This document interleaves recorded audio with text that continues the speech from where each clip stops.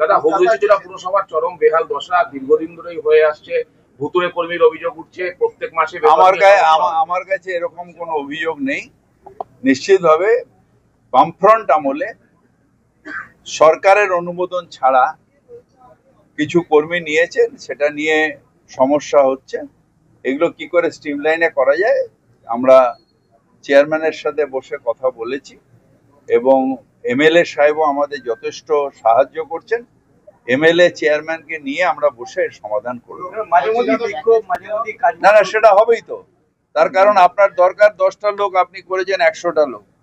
আর এটা করে গেছে আমাদের আগের সরকারের সময়, যখন আমাদের চেয়ার ছিল না তখন থেকে। তো তাদের তো তাড়িয়ে দেওয়া যাবে না, তাদের তো সরিয়ে দেওয়া যাবে না। সেই জন্য এটা একটা হচ্ছে। এটা নিয়ে আমাদের এমএলএ সাহেব যথেষ্ট সাহায্য করছেন। চেয়ারম্যান সাহেব, এমএলএ সাহেব এবং সব যারা রয়েছেন পৌরসভায়, সবাইকে নিয়ে আমরা সমাধান করে দিয়েছি অলরেডি। বিরোধীরা